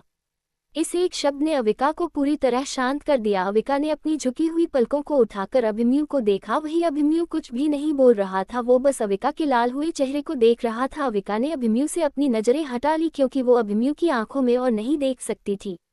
अभिमन्यु ने अविका को देखकर कहा, अविका कंफर्टेबल रहो और मेरा साथ दो, कहकर उसने फिर से किस करना शुरू कर दिया। लेकिन अब अविका भी उसका साथ देने लगी जिसे देखकर अभिमन्यु को बहुत अच्छा लगा। अभिमन्यु के हाथ जैसे जैसे अविका के शरीर पर चल रहे थे वैसे वैसे अविका अभिमन्यु में सिमटी जा रही थी। बाहर खड़े बॉडीगार्ड अभिमन्यु की कार से दूरी बनाकर वहीं खड़े हो गए। रोड पर कार होने की वजह से जाते आते लोग मुड़ मुड़कर उस कार को देख रहे थे, पर ना तो वहां पर किसी को रोकने की इजाजत थी और ना ही पुलिस उन लोगों को वहां से आगे बढ़ा सकती थी, जिसकी वजह से उस रोड को पूरी तरीके से जाम कर दिया। अब उस रोड पर एक भी सवारी जाना और आना अलाउड नहीं थी। अभिमन्यु ने अविका की कुर्ती की जिप खोल दी और उसकी कुर्ती को उसके शोल्डर से नीचे कर दिया, जिससे अविका की पकड़ अभिमन्यु की शर्ट पर कस गई। वो कुछ समझ पाती कि फिर से अभिमन्यु ने उसे सीट पर बिठा दिया और एक बटन दबाया, जिससे सीट पूरी नीचे जो गई और वो सीट बेड की तरह बन गई। अभिमन्यु ने अविका के नेक और शोल्डर पर किस करना शुरू कर दिया, जिससे अविका के मुंह से आह निकल गई। वो अपनी सांसों को काबू करते हुए बोली, मन्यु प्लीज मान जाए, हम अभी कार में हैं। लेकिन अभिमन्यु ने अविका की एक बात भी नहीं सुनी और वो उसकी थाई पर हाथ फिराने लगा, जिससे अविका के शरीर में अलग से सेंसरी दौड़ रही थी। अभिमन्यु वो सब कुछ कह रहा था जिससे अविकी अपना कंट्रोल खो रही थी। अभिमन्यु ने अविका की पूरी कुर्ती को निकाल दिया और अब अविका ऊपर सिर्फ ब्रा में थी। अभिमन्यु ने एक पल को अविका के शरीर को देखा जो कि सोने की तरह चमक रहा था और उसे फिर से एक किस करना स्टार्ट कर दिया। वही अविका अपना पूरा कंट्रोल खो चुकी थी और वो भी अभिमन्यु को किस करने लगी। वो जो कुछ भी कर रहा था अविका उसका साथ दे रही थी। अभिमन्यु अविका के पेट पर किस करने लगा, जिससे वजह से अविका मचल रही थी क्योंकि उसे गुदगुदी हो रही थी। मन्यु प्लीज नहीं, मुझे गुदगुदी हो रही है। अभिमन्यु उसके पास आकर बोला, वाइफी अगर मैं ऐसे आगे बढ़ा तो। अविका ने अभिमन्यु को अपनी तरफ खींचा और फिर वो उसे किस करने लगी। वही अभिमन्यु चुपचाप अविका की किस को महसूस कर रहा था। अविका किस के साथ बाइट भी कर रही थी, लेकिन फिर भी अभिमन्यु ने उसे रोकने की कोशिश नहीं की। जब अविका को सांस लेने में दिक्कत होने लगी तो वो अभिमन्यु से दूर हो गई और अपनी सांसों को काबू करने लगी, जिससे अविका की चेस्ट अभिमन्यु से बार बार टच हो रही थी। अचानक अभिमन्यु ने अविका को हल्का सा उठाया और उसकी ब्रा को खोल दिया। अविका ने कसकर अपनी आंखें बंद कर ली, उसका चेहरा लाल हो चुका था। अभिमन्यु ने अविका की चेस्ट पर कैरेसिंग एंड रबिंग करना स्टार्ट कर दिया, जिससे अविका की आह निकलने लगी, जो कि अभिमन्यु को और भी ज्यादा एक्साइट्स कर रही थी। अभिमन्यु अविका के पूरे शरीर पर अपने होंठ फिराने लगा और साथ ही साथ उसे बाइट भी कर रहा था। वही अविका के हाथ अभी अभिमन्यु के बालों पर चल रहे थे और वो अभिमन्यु के प्यार को महसूस कर रही थी, जिससे उसे एक अलग ही एहसास मिल रहा था। उसके लिए ये सब चीजें नई थी और उसे समझ में नहीं आ रहा था कि वो क्या करे और क्या नहीं। उसके पूरे शरीर में एक अलग सी खुशी की लहर दौड़ रही थी। उसके पेट में अभी तितलियां उड़ रही थी। उसे एक अलग सा मीठा सा एहसास हो रहा था, जो वो अभिमन्यु को रोककर बिल्कुल भी खराब नहीं करने वाली थी। इसलिए अभिमन्यु जो कर रहा था वो उसे करने दे रही थी। आधे घंटे में ही अविका बहुत थक चुकी थी, क्योंकि अभिमन्यु ने उसे इस आधे घंटे में ही बहुत थका दिया था। अभिमन्यु ने खुद पर काबू किया और अविका को फिर से कपड़े पहनाना शुरू कर दिया। अविका में अब इतनी भी ताकत नहीं बची थी कि वो उठकर अपने कपड़े पहन ले। अभिमन्यु ने उसे पूरी तरीके से ठीक किया और अपनी गोद में ही बैठाकर उसका सिर अपने सीने से रख लिया। उसने खुद को काबू कैसे किया था ये तो सिर्फ वही जानता था, क्योंकि वो अभी कार में था और ये अविका का फर्स्ट टाइम था और वो अपनी और अविका के फर्स्ट टाइम को ऐसे कार में तो नहीं बना सकता था। इसलिए उसने खुद पर काबू किया, क्योंकि उसे पता था अविका कार में बहुत अनकंफर्टेबल थी, पर उसने उसे बिल्कुल भी नहीं रोका था और इसी वजह से उसे अविका पर और भी प्यार आ रहा था। वो खुद को काबू करने के लिए वह गहरी गहरी सांस लेने लगा और अविका के कान में बोला, आज तो मैं तुम्हें छोड़ रहा हूँ, क्योंकि आज हम कार में हैं, लेकिन जिस दिन मैं बेड पर होगा उस दिन मैं तुम्हें बेड से उठने नहीं दूंगा। अविका ने शर्म की वजह से अपना पूरा चेहरा अभिमन्यु के शर्ट के अंदर छुपा लिया। वही अभिमन्यु के चेहरे पर एक हल्की सी मुस्कान आ गई।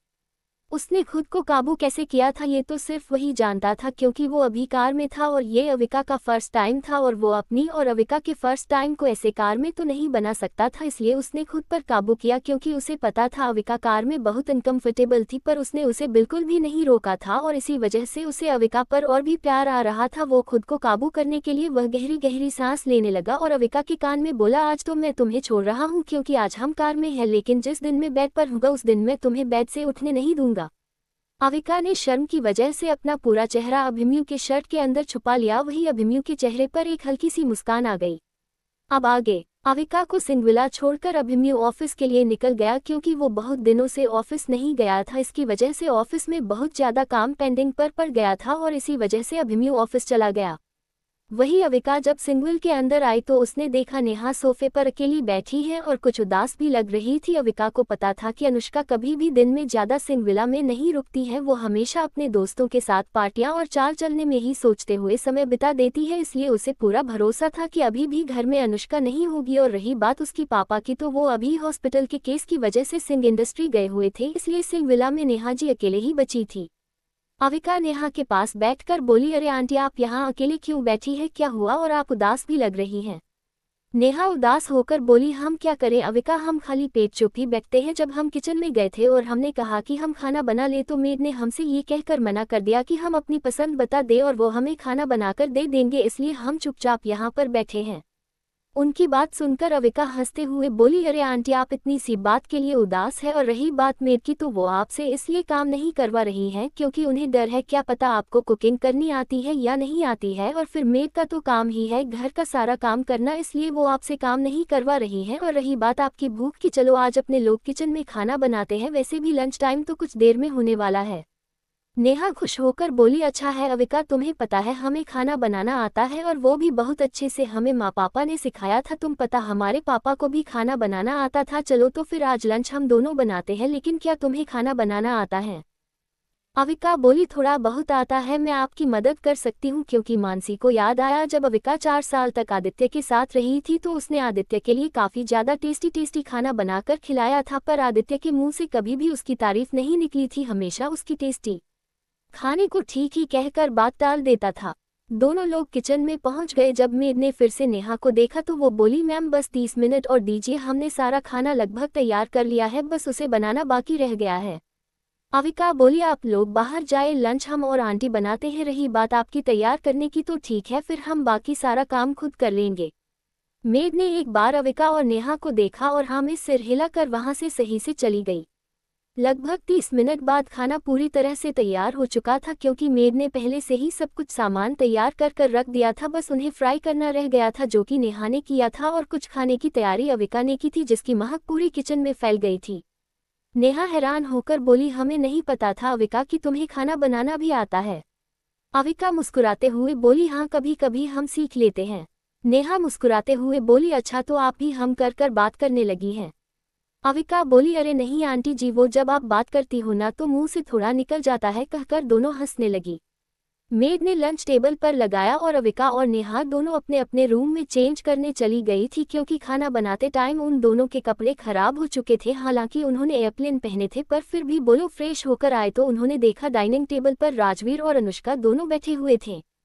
हालांकि न तो अविका को ये देखकर अच्छा लगा और न ही नेहा को ही अच्छा नहीं लगा, पर फिर भी दोनों चुपचाप जाकर सीट पर बैठ गई। अविका का समझ में आता है, पर नेहा बार बार राजवीर जी की तरफ देख रही थी, उसे अनुष्का का राजवीर के पास बैठना अच्छा नहीं लग रहा था, और ये बात अविका ने भी नोटिस कर ली थी, पर उसने कुछ नहीं कहा। पर ये देखकर उसके चेहरे पर एक रहस्यमयी मुस्कान आ गई, और वो एक शैतानी मुस्कान मुस्कुराते हुए अनुष्का की तरफ देखने लगी, जैसे कि वो कुछ ही दिनों में अनुष्का का शिकार करने वाली है।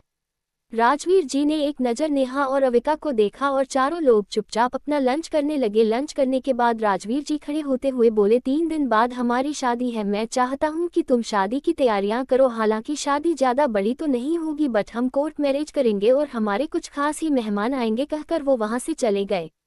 अविका कुछ बोलने को हुई कि तब तक उसके पापा जा चुके थे। उसने गुस्से में अनुष्का को देखा, जो उसे ही देखकर मुस्कुरा रही थी। अनुष्का एक मक्कारी भरी मुस्कान मुस्कुराते हुए बोली, अविका कुछ दिनों के बाद तुम मेरी बेटी बन जाओगी, हालांकि सौतेली ही सही, पर तुम मेरी बेटी होगी तो तुम्हारे लिए यही सही होगा कि तुम अरे गहरे लोगों को सिंगविला में ना रखो। उसने ये बात नेहा की तरफ देखकर कही थी।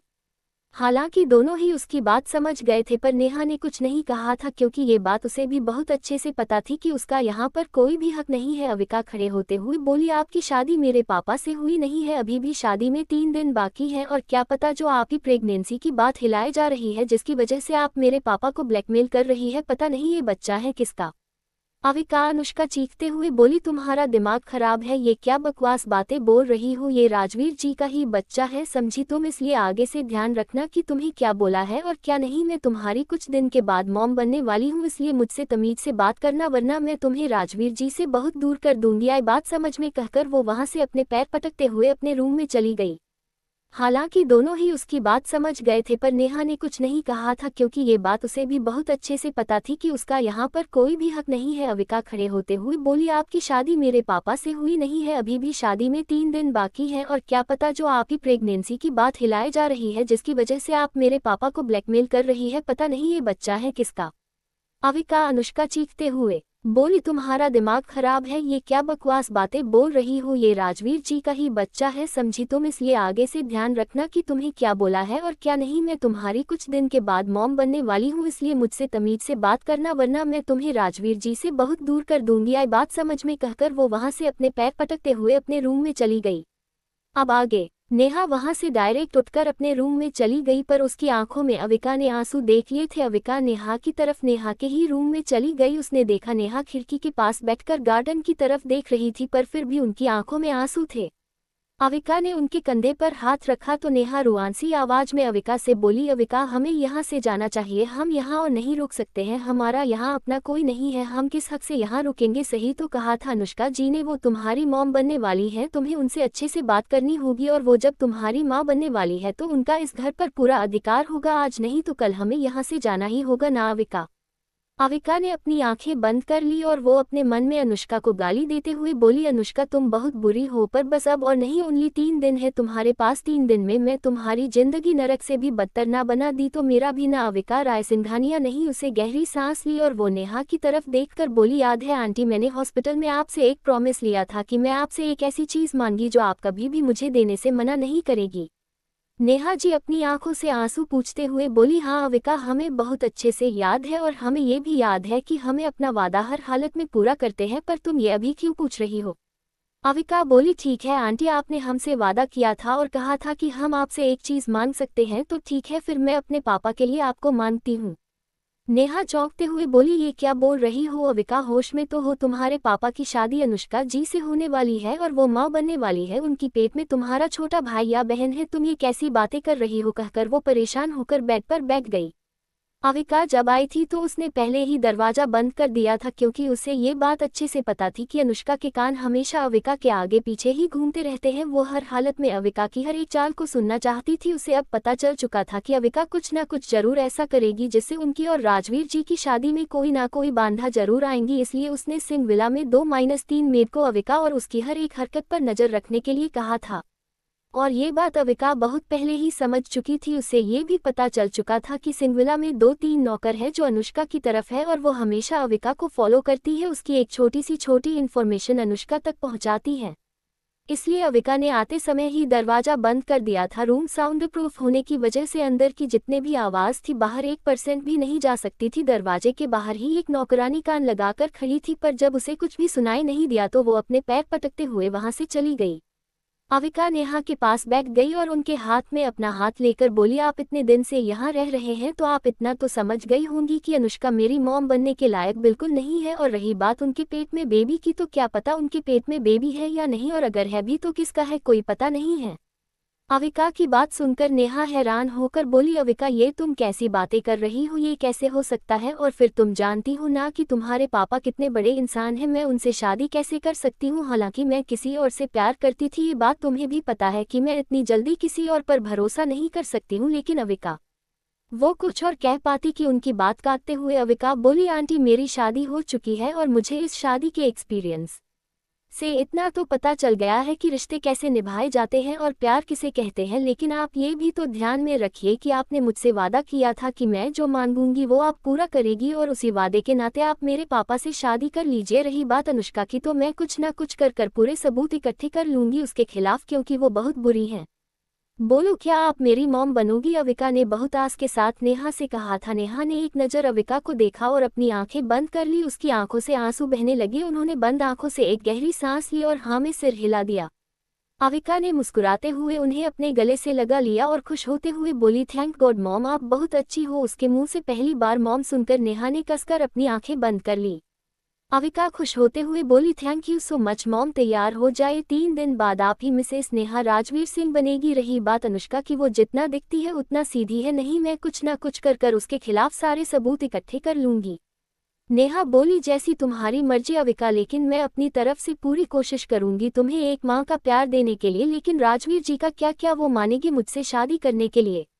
अविका बोली, अभी हमारे पास 3 दिन है, और रही बात पापा की, तो उन्होंने मुझसे पहले ही प्रॉमिस किया था कि वो मेरी पसंद की ही पसंद से शादी करेंगे। हालांकि जब उन्होंने ये बात मुझसे पूछी थी कि वो अनुष्का से शादी कर रहे हैं तो मैंने भी मजबूरी में हाँ कर दी, क्योंकि मुझे तब अनुष्का की चाल समझ में नहीं आई थी, पर मुझे अब समझ में आ चुका है। और रही बात आपकी, हालांकि आप किसी और से प्यार करती थी पर आप अब करती नहीं हो, और रही बात किसी और पर भरोसा करने की, तो आप मेरे पापा पर भरोसा कर सकती हो। मेरे पापा ने कभी भी किसी का भरोसा नहीं तोड़ा है, ये मैं दावे के साथ कह सकती हूँ कि मेरे पापा आपको बहुत प्यार देंगे, शायद आपके पिछले लवर से भी ज्यादा, कहकर वो वहां से चली गई। उसके जाने के बाद नेहा के चेहरे पर एक छोटी मुस्कान आ गई। वो अविका जिस तरह से गई थी उधर देखकर बोली, हमें नहीं पता है तुम हमारे साथ ये क्यों कर रही हो, पर हमने वादा किया था कि हम तुम्हारा एक प्रॉमिस पूरा करेंगे, पर हमें नहीं पता था अविका कि तुम उस वादे में हमसे हमारी जिंदगी ही मांग लोगी। लेकिन हाँ, हमने तुमसे वादा किया है तो नेहा प्रताप सिंह अपना वादा जरूर पूरा करेगी, इसके लिए चाहे हमें कुछ भी करना क्यों ना पड़े। हमने तुमसे वादा किया है ना, अगर हम तुम्हारी मॉम बनेंगे तो हम तुम्हें एक माँ की तरह प्यार करेंगे। और रही राजवीर जी की बात, तो हम पूरी कोशिश करेंगे कि उनकी जीवन में उनका हर एक कदम पर उनका साथ दे, पर ये सब किस्मत पर डिपेंड करता है कि हम तुम्हारी माँ बनेगी भी या नहीं। पर नेहा को क्या पता था कि अविका जो डिसाइड कर लेती है वही किस्मत होती है, क्योंकि अविका ने पहले से ही डिसाइड कर लिया था कि वो किसी भी हालत में अनुष्का की शादी राजवीर से नहीं होने देगी। इसके लिए अगर उसे कुछ गलत भी करना पड़ेगा तो वो भी करेगी। उसके जाने के बाद नेहा के चेहरे पर एक छोटी मुस्कान आ गई। वो अविका जिस तरह से गई थी उधर देखकर बोली, हमें नहीं पता है तुम हमारे साथ ये क्यों कर रही हो, पर हमने वादा किया था कि हम तुम्हारा एक प्रॉमिस पूरा करेंगे, पर हमें नहीं पता था अविका कि तुम उस वादे में हमसे हमारी जिंदगी ही मांग लोगी। लेकिन हाँ, हमने तुमसे वादा किया है तो नेहा प्रताप सिंह अपना वादा जरूर पूरा करेगी, इसके लिए चाहे हमें कुछ भी करना क्यों ना पड़े। हमने तुमसे वादा किया है ना, अगर हम तुम्हारी मॉम बनेंगे तो हम तुम्हें एक माँ की तरह प्यार करेंगे। और रही राजवीर जी की बात, तो हम पूरी कोशिश करेंगे कि उनकी जीवन में उनका हर एक कदम पर उनका साथ दे, पर ये सब किस्मत पर डिपेंड करता है कि हम तुम्हारी माँ बनेगी भी या नहीं। पर नेहा को क्या पता था कि अविका जो डिसाइड कर लेती है वही किस्मत होती है, क्योंकि अविका ने पहले से ही डिसाइड कर लिया था कि वो किसी भी हालत में अनुष्का की शादी राजवीर से नहीं होने देगी। इसके लिए अगर उसे कुछ गलत भी करना पड़ेगा तो वो भी करेगी। अब आगे अविका जब अपने रूम में आई तो उसके चेहरे पर आई मुस्कुराहट एक पल में बदल गई। अब उसके चेहरे पर सिर्फ और सिर्फ गुस्सा था, और वो गुस्सा अनुष्का के लिए था। अगर अभी सामने उसके अनुष्का होती तो वो उसे अपनी आंखों से जलाकर मार देती। उसने अपना दरवाजा बंद किया और वो अपने रूम में आकर बैठ गई। उसने अपना फोन निकाला और अपने मैसेज में आए नंबर को देखने लगी। ये वही मैसेज था जिसे अननोन पर्सन ने भेजा था, और उसने साथ ही साथ अपना नंबर भी भेजा था कॉल करने के लिए। अविका ने गहरी सांस ली और उस अननोन पर्सन को कॉल किया। हालांकि उसके पास उसका पहला वाला भी नंबर था, पर पता नहीं क्यों उसने फिर भी दूसरे नंबर भेजा था। और अविका ये बात बहुत अच्छे से जानती थी कि भी उस अननोन पर्सन का पर्सनल नंबर था। 3 रिंग जाने के बाद उधर से एक आदमी की आवाज आई, हेलो मिसेस अविका, मैं आपकी ही कॉल का इंतजार कर रहा था। अविका ने एक गहरी सांस ली और थोड़ा शांत आवाज में बोली, बोलो प्रोफेसर राठी। जी हाँ, ये और कोई नहीं प्रोफेसर राठी थे। प्रोफेसर राठी एक प्रोफेसर के साथ साथ सीक्रेट एजेंसी भी है, और ये अपनी एजेंसी के सबसे होनहार एजेंट में से एक है। हालांकि ये पहचान किसी को भी पता नहीं है, इसलिए पहले दिन जब अविका ने उन्हें फोन किया था और इनसे इन्फॉर्मेशन पता करने के लिए कहा था तो वो खुद भी हैरान हो गए। पर जब अविका ने अपना पूरा नाम बताया तो वो समझ गए कि जरूर अविका उनके बारे में सब कुछ जानती है। प्रोफेसर राठी एक सीक्रेट एजेंट है, ये बात अविका बहुत अच्छे से जानती थी। हालांकि ये बात उसे अपने पुनर्जन्म की वजह से पता चली, क्योंकि जब अविका ने अपनी आंखें बंद की तो उसे पता चला कि पिछले जन्म में एक बम ब्लास्ट में प्रोफेसर राठी मारे गए थे। तब सबको पता चला था कि प्रोफेसर राठी पैसे से एक प्रोफेसर के साथ साथ एक सीक्रेट एजेंट भी थे, जो अपनी पहचान छुपाकर इस कॉलेज में बच्चों को पढ़ाने आए थे। अविका को अनुष्का और आदित्य की इतनी ज्यादा साजिशों के बारे में पता चला तो उसके दिमाग में सबसे पहले प्रोफेसर राठी का ही सवाल आया। अविका बोली, बोलिए प्रोफेसर राठी, क्या खबर है। प्रोफेसर राठी मुंह बनाते हुए बोले, मैं तुम्हारा सर भी हूं, और तुम्हें पता कैसे चला कि मैं एक सीक्रेट एजेंट हूं। जहां तक मुझे पता है मेरी एजेंसी कोई भी बात को लीक नहीं करती है। अविका के चेहरे पर एक शैतानी मुस्कुराहट आ गई। वो मुस्कुराते हुए बोली, आप शायद भूल रहे हैं प्रोफेसर राठी उर्फ सीक्रेट एजेंट, मैं मिसेज अविका राय सिंघानिया हूँ। मेरे लिए कुछ भी पता करना ज्यादा कठिन नहीं है। जिस काम के लिए मैंने आपसे फोन किया है आप वो बताइए। प्रोफेसर राठी मुंह बनाते हुए बोले, मुझे नहीं पता था कि तुम इतनी ज्यादा चालाक हो। पता नहीं मिस्टर अभिमन्यु को इस बारे में पता भी है कि उनकी पत्नी बहुत ही ज्यादा चालाक है। अविका बोली, मुझे लगता है कि आपको रिटायर हो जाना चाहिए। हालांकि मैं आपके सीक्रेट एजेंट की पद से तो नहीं हटा सकती हूँ, मैं आपको प्रोफेसर राठी की पद से जरूर हटा सकती हूँ। प्रोफेसर राठी बहुत सीरियस होकर बोले, मेरी इन्वेस्टिगेशन के हिसाब से मुझे पता चला है कि मेरे साथ साथ कोई और भी है जो मिस अनुष्का के बारे में इन्वेस्टिगेशन कर रहा है। अविका बहुत सीरियल होकर बोली, तो आपको क्या पता चला। प्रोफेसर राठी बोले, मुझे पता चला कि हॉस्पिटल में आग अनुष्का के अंदर काम करने वाले एक नौकर ने लगाई थी, जो कि हॉस्पिटल में एक वार्ड बॉय बनकर गया था। साथ ही साथ में अनुष्का 24 घंटे से आदित्य के बारे में इंफॉर्मेशन भी निकलवा रहे हैं, क्योंकि 48 घंटे से आदित्य का कोई अता पता नहीं है। और जब मैंने इसके बारे में इन्वेस्टिगेशन की तो मुझे पता चला कि आदित्य का किसी ने किडनैप किया था। हालांकि उसके सारे सबूत किसी ने बहुत अच्छे से खत्म कर दिए थे, जिसकी वजह से आदित्य अभी जिंदा है या नहीं है इसके बारे में मुझे नहीं पता है। आदित्य की बात सुनकर अविका हैरान होकर बोली, क्या आपको पता है कि वो किडनैपर कौन थे और कौन है जो अनुष्का के बारे में इन्वेस्टिगेशन करवा रहा है? क्या दोनों मेरे दुश्मन हैं या फिर नहीं? प्रोफेसर राठी आगे बोले, अनुष्का के बारे में इंफॉर्मेशन भी निकालने वाला और आदित्य को किडनैप करने वाला दो नहीं बल्कि एक ही इंसान है। जब मैंने इसके बारे में पता किया तो मुझे पता चला कि वो और कोई नहीं बल्कि वैभव राय सिंघानिया है। वैभव राज सिंघानिया। अविका ने एक बार इस नाम को दोहराया और उसे पता चला कि ये तो अभिमन्यु का भाई है। वो कुछ और सोच पाती कि प्रोफेसर राठी की आवाज फिर से उसके कानों में आए। अविका, अब तक वैभव राय सिंघानिया को पता चल चुका होगा कि मैं भी आदित्य और अनुष्का के बारे में इन्वेस्टिगेशन कर रहा हूँ। अविका ने एक गहरी सांस ली और बोली, थैंक यू प्रोफेसर राठी, आपने मेरे लिए इतना किया। फ्यूचर में कभी भी आपको मेरी जरूरत हो तो आप कभी भी मुझे कॉल कर सकते हैं, कहकर उसने फोन काट दिया। उसने अपनी आंखें बंद की तो उसे याद आया कि वैभव अंडरवर्ल्ड का किंग है। हालांकि ये बात किसी को पता नहीं है, पर अविका को अपने पिछले जन्म की वजह से ये बात पता थी, यानी कि आदित्य का किडनैप वैभव ने किया था। लेकिन वो ये सोच रही थी कि वैभव को ये बात अभिमन्यु ने कही थी या फिर वैभव ने खुद आदित्य को किडनैप किया था। यही सोच सोचकर उसका दिमाग खराब हो रहा था, पर जो भी हो सोचकर उसके चेहरे पर एक शैतानी मुस्कुराहट आ गई। वो बेड पर लेट थक चुकी थी, उसे नींद आ गई और वो सो गई। शाम की टाइम किसी ने उसके दरवाजे पर नॉक किया। 2-3 बार दरवाजा नॉक करने की वजह से अविका की नींद खुल गई। अविका ने टाइम देखा तो शाम के 5:00 बज रहे थे। वो हैरान होकर तुरंत उठकर खड़ी हो गई और जल्दी से दरवाजा खोलने गई। दरवाजे के बाहर नेहा जी खड़ी थी। नेहा अविका को देखकर बोली, अविका, नीचे 2 लोग आए हुए हैं और वो तुम्हारे बारे में ही पूछ रहे हैं। हालांकि उनके बारे में ना तो किसी नौकर को पता है, ना ही पहले कभी वो यहाँ पर आए हैं। जब नौकरों ने उनका नाम पूछा तो वो अपना नाम वैभव राय सिंघानिया बता रहे हैं। इसकी वजह से उन्हें किसी ने भी अंदर आने से मना नहीं किया। अविका, तुम जल्दी से फ्रेश होकर नीचे आ जाओ। अविका बोली, ओके आप जाओ, मैं नीचे आ रही हूँ। नेहा ने हाँ में सिर हिलाया और वहां से चली गई। पीहू वैभव की तरफ देखकर बोली, वैभव, ये कितना प्यारा घर है, क्या ये तुम्हारी भाभी का घर है? वैभव मुस्कुराते हुए बोला, हम लेकिन अब वो तुम्हारी भी भाभी हुई। पीहू मुस्कुराते हुए बोली, लेकिन वो है कहाँ? क्या उन्हें पता है कि हम आने वाले थे? वैभव बोला, हाँ मैंने बोला था, शायद भाई ने बता दिया होगा, लेकिन वो अभी तक आई क्यों नहीं? अचानक उनके कानों में एक प्यारी सी आवाज पड़ी, सॉरी बट मैं सो गई थी, इसलिए मुझे पता नहीं था कि आप लोग आ चुके हो।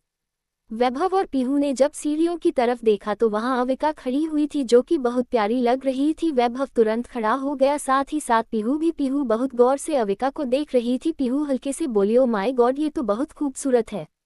वैभव हल्के से बोला, हाँ बिल्कुल तुम्हारी तरह। अविका ने एक नज़र पीहू को देखा और वो पीहू के पास आकर बोली, हमारे गले नहीं मिलोगी? पीहू हंसते हुए बोली, बिल्कुल, और वो जाकर अविका के गले मिल गए। अविका को पीहू में एक छोटी बच्ची दिख रही थी, हालांकि वो उसी की एज की थी, पर फिर भी पीहू अभी भी थोड़ी इमेच्योर थी। बात अगर उसके पुनर्जन्म की नहीं होती तो वो भी बिल्कुल पीहू की तरह होती, लेकिन उसने अविका की जिंदगी में 25 साल और मानसी की जिंदगी में 18 साल बतने के बाद वो इमेच्योर तो बिल्कुल नहीं रही थी। अविका उसके चेहरे पर हाथ रखकर बोली, तुम बहुत अच्छी हो तो पता है? पीहू बोली, हाँ सब लोग मुझे यही कहते हैं। उसकी बात सुनकर सब लोगों के चेहरे पर मुस्कान आ गई। वैभव को अविका से बात करने में थोड़ी हिचकिचाहट हो रही थी, क्योंकि उसे पता था कि अविका बाकी लड़कियों की तरह सीधी नहीं है। उसने अविका के बारे में पता किया तो उसे इतना पता चल गया कि अविका बहुत घमंडी लड़की है, जो उसके भाई को भी शायद पसंद नहीं करती है। पर जितना अभी उसने निखिल और अभिमन्यु के मुंह से अविका के बारे में सुना था, उसे थोड़ा विश्वास हो गया था कि शायद अविका उसकी भाई को पसंद करने लगी है। पर फिर भी वो अविका से बात करने के लिए थोड़ा हिचकिचा रहा था। अविका अभी ये बात बहुत अच्छे से समझ चुकी थी। वो मुस्कुराकर बोली, वैभव, तुम अभिमन्यु के छोटे भाई हो, तुम मुझसे बिना कोई हिचकिचाहट के बात कर सकते हो। वैभव ने हाँ में सिर हिलाया और सब लोग बैठकर बातें करने लगे। हालांकि वैभव कुछ ज्यादा तो नहीं बोल रहा था, पर फिर भी वो अविका और पीहू के सवालों का जवाब दे रहा था। अविका और पीहू एक दूसरे से अच्छे से बातें कर रहे थे। ऐसा लग ही नहीं रहा था कि दोनों आज पहली बार मिले हैं, ऐसा लग रहा था दोनों बचपन की बिछड़ी हुई फ्रेंड है जो आज ही मिले हैं। पूरे सिंगविला में उन दोनों की हंसी की आवाज गूंज रही थी जो वहां के माहौल को और भी ज्यादा खूबसूरत बना रही थी। कुछ देर बाद राजवीर जी आ गए। जब उन्होंने देखा कि दो और लोग भी आए हुए हैं तो उन्होंने गौर से उन दोनों को देखा। हालांकि उन्होंने वैभव को तो पहचान लिया था पर वैभव के साथ आए लड़की को वो नहीं पहचान पाए। वो वैभव को देखकर बोले, और बेटा कैसे हो? वैभव खड़े होकर बोला, ठीक हूँ अंकल, और आप? राजवीर जी मुस्कुराते हुए बोले, अच्छा हूँ कहकर वो भी उन सबके साथ बातें करने लगे। साथ ही साथ वो नेहा को भी देख रहे थे जो उसकी तरफ तो बिल्कुल नहीं देख रही थी, और यही बात राजवीर जी को परेशान भी कर रही थी क्योंकि जब से नेहा आई थी वो नेहा से बात कर लिया करते थे और नेहा भी उन्हें इग्नोर नहीं करती थी, पर आज नेहा उन्हें इग्नोर कर रही थी जिसकी वजह से राजवीर जी को कुछ समझ में नहीं आ रहा था, पर उन्होंने कुछ पूछना भी ठीक नहीं समझा। डिनर करने के बाद सारे लोग वापस से लिविंग रूम में आकर बैठ गए। अभी रात के 9:00 बज चुके थे पर फिर भी अभी तक अभिमन्यु ऑफिस से नहीं आया था। अविका ने डिनर के टाइम उसे फोन कर पूछा था तो अभिमन्यु ने आ जाने में बहुत लेट हो जाएगा ये कहकर उसने फोन काट दिया था। अविका भी समझ गई थी कि अभिमन्यु को बहुत काम है, इसलिए उसने ज्यादा कुछ नहीं कहा। वैभव टाइम देखकर बोला, अच्छा भाभी अब हम चलते हैं, बहुत रात हो चुकी है। अविका ने एक नज़र पीहू को देखा जिसका चेहरा ये सुनते ही उतर गया तो वो वैभव की तरफ देखकर बोली, वैभव अगर तुम बुरा ना मानो तो तुम यहीं पर रुक सकते हो। वैसे भी 3 दिन बाद पापा की शादी है और हालांकि हम शादी ज़्यादा बड़ी नहीं कर रहे हैं पर तुम यहाँ पर रुक सकते हो, पीहू को भी अच्छा लगेगा।